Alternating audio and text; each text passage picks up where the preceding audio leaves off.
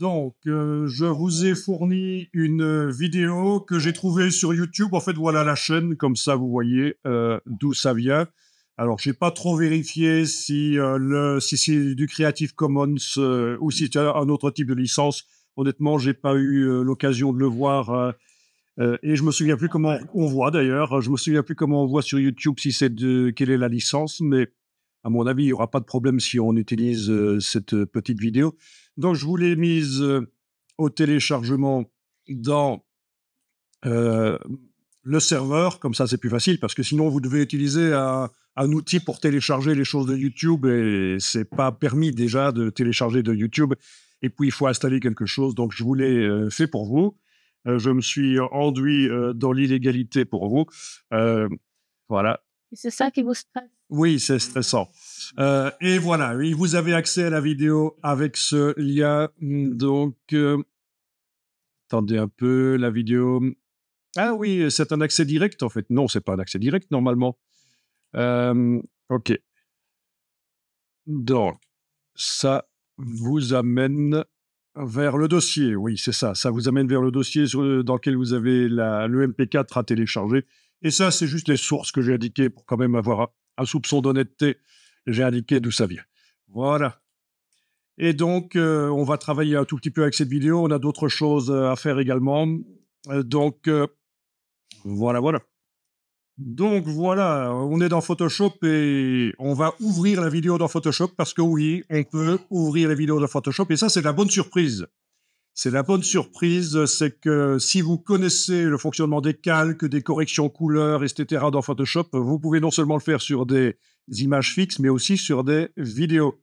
Donc, vous faites juste un fichier ouvrir et on va voir ce qui se passe quand vous ouvrez le MP4. Alors, bien entendu, ce n'est pas le meilleur logiciel pour faire du traitement vidéo, mais l'avantage, c'est que vous le connaissez, peut-être que Adobe Premiere, vous connaissez pas, peut-être que DaVinci Resolve, vous connaissez pas. Donc, ça peut être pour des petites choses une solution. Bien sûr, il y a plein d'autres solutions, même open source, CapCut, etc., qui existent pour faire de la vidéo. Voilà, donc la vidéo est ouverte. J'imagine que chez vous, la palette montage s'est ouverte en bas ou pas? Sinon, menu fenêtre, montage. Voilà. Et alors, on a un bouton de lecture et vous pouvez lire, mais coupez le son parce que le son n'est pas très intéressant. Les mobilettes, j'ai eu ma dose. Voilà. Ok, c'est une vidéo 720 lignes, donc c'est pas très précis. Elle était comme ça sur YouTube, mais c'est pas grave. Elle dure combien de temps? 2 minutes, c'est quand même beaucoup. Voilà. J'imagine que ça va. Vous avez eu l'occasion d'aller dans la palette montage, menu fenêtre montage, si vous la voyez pas en bas. Et voilà, vous avez ceci. Alors, on va aller voir dans la palette des calques, un menu fenêtre calque. Et donc, c'est arrivé dans un groupe ici, groupe vidéo. C'est pas vraiment nécessaire ici, donc on peut faire un clic droit là-dessus et demander de dissocier les calques. Voilà, comme ça, on a un calque de type vidéo. Voilà, tout simplement. C'est une palette de calques comme vous avez l'habitude de la voir, sauf que c'est pas une image, c'est une vidéo. Mais écoutez, on va faire un petit test. On va voir ce qu'on peut faire avec ça, notamment au niveau de la correction des couleurs. Ça peut être intéressant. On va tenter ça.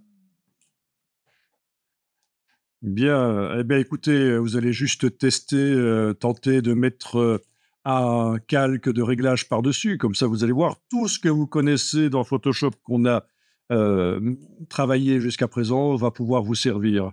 Par exemple, calque de réglage de type courbe. Alors, c'est pas une vidéo extraordinaire au niveau de la qualité, là, parce qu'on voit que les parties claires sont brûlées, il n'y a pas de détails, donc c'est pas fait avec une caméra extrêmement haut de gamme.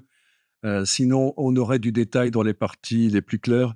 Mais là, voilà, c'est pas une qualité tip top, mais pour tester ceci, c'est bien.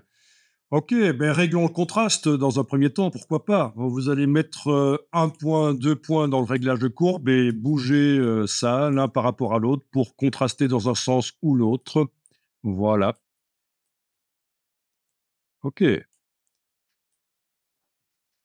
Ensuite, on va s'occuper de la couleur éventuellement. Ah oui, par rapport à la courbe que vous avez faite, vous pouvez ajouter aussi 2 points aux extrémités pour régler l'intensité des parties les plus claires et l'intensité des parties les plus foncées. Donc ça, typiquement, une courbe à 4 points comme ça, c'est ce qu'il y a de plus simple. On règle la luminosité et le contraste en même temps et on compense, les extrémités. Là, je suis en train de régler la partie claire avec le point que j'ai ajouté. Ça se voit, c'est ce qui concerne le clair et en bas, c'est ce qui concerne ce qui est foncé. Ça se voit aussi que je suis en train de modifier ça. Donc typiquement, une courbe à 4 points comme ça, c'est pas mal. Donc, hem oui, un super zoom, sur une vidéo, je pense qu'il faudrait l'exporter en tant qu'image par image. Donc chaque image, un fichier sur le disque dur, hein, Bah non, mais oui, oui, et appliquer par script le super zoom sur chaque image, en fait. Je pense que ce serait la solution, mais ça va demander beaucoup de ça va demander beaucoup de calculs, oui. Oui. Et puis il y a des IA qui sont spécialisées pour l'upscaling de vidéos, donc il vaut peut-être mieux les utiliser. Donc on avait dit, techniquement, il est possible de régler la couleur, ici dans le même réglage, mais c'est peut-être pas plus mal d'aller modifier ça. Ah oui, quelque chose qu'on avait dit aussi, c'est que quand on fait un réglage de contraste comme celui qu'on vient de faire ici, ça a tendance parfois à changer les couleurs, et le mode luminosité, ça vous dit quelque chose? À la place du mode normal pour le réglage des courbes, ici, le mode luminosité à la place du mode normal. Parfois, ça peut préserver un peu mieux les couleurs. Voilà, surtout si on fait des réglages un peu extrêmes. Donc ça, c'est une astuce, hein. Pour le réglage des courbes, utilisées pour faire du contraste, on met le mode luminosité à la place de normal, comme ça modifie moins les couleurs. Et alors les couleurs, là, on va les modifier, c'est juste un exemple évidemment, vite fait, hein. On va les modifier ici en ajoutant, pas un calque comme ça, idiot, un calque de réglage de type courbe. Voilà. Un autre calque de réglage de type courbe sur lequel, lui, je vais aller descendre sur chacune des couches, du rouge vers bleu, voilà, pour augmenter. Alors, c'est très basique, on est d'accord. Par rapport à d'autres outils vidéo, c'est très basique, en fait, hein. Donc, mais ça vous prouve que techniquement, c'est possible de le faire. Alors, quelque chose qu'on n'avait pas vu, c'est la possibilité de passer rapidement d'une courbe à l'autre avec les raccourcis clavier. Donc, vous aviez essayé, ça ne marchait pas. Alt guillemets, donc c'est Alt 4 en fait sur le clavier, Alt 3 ici, 3, 4 et 5, c'est ça normalement, hein? yeah. Et chez moi, ça ne marche pas en fait, bizarrement.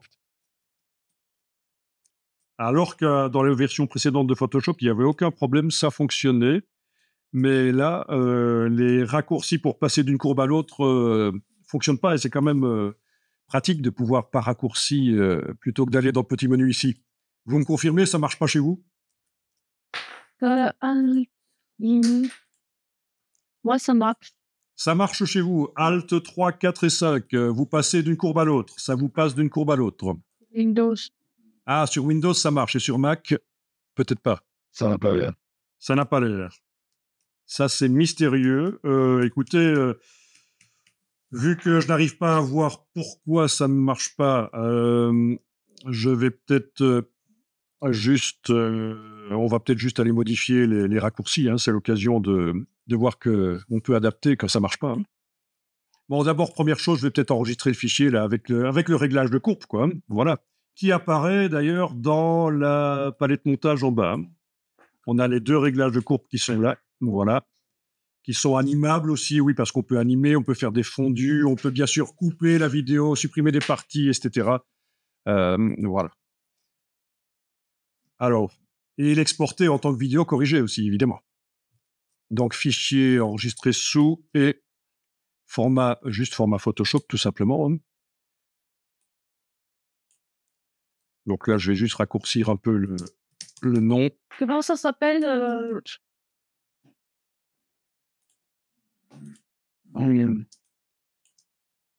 Ok, donc la question que je me pose ici pour les raccourcis, c'est valable qu'on travaille bien sûr sur une image fixe ou une image animée, une vidéo, peu importe. Ben écoutez, je vais aller voir ça, hein, allons voir ça ensemble, hein, sauf Madame Windows chez qui ça fonctionne, hein. Mais ici, sur le Mac, édition raccourci clavier. Donc, on est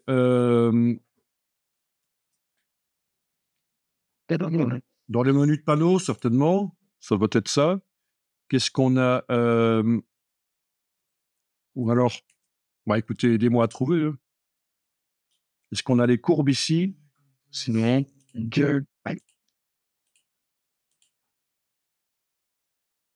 bon, écoutez, il y a un outil de recherche là, on va pouvoir rechercher éventuellement, hein. Non?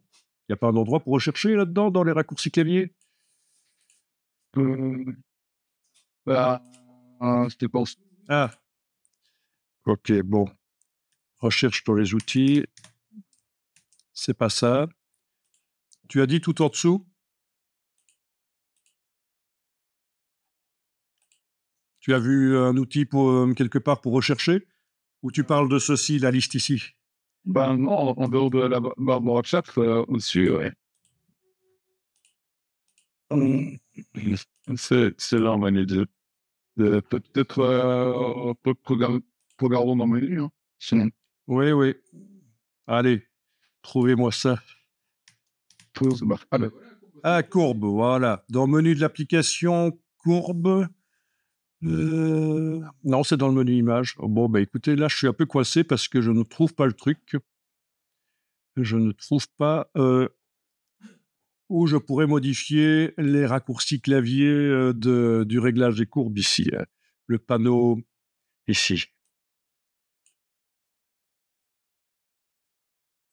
oui, oui. À moins que ce soit... Non, pas dans le réglage des couches.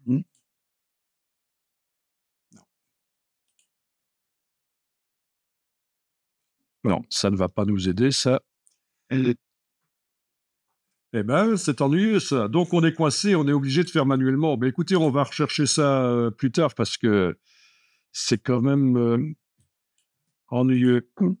Je suis quasiment certain que si on fait une recherche sur Google ou sur Bing, on va trouver des gens qui posent la question et avec des solutions qui sont... je vais quand même aller faire un petit tour. Quand même aller faire un petit tour pour voir s'il y a quelqu'un qui a eu le même problème que ce qu'on a.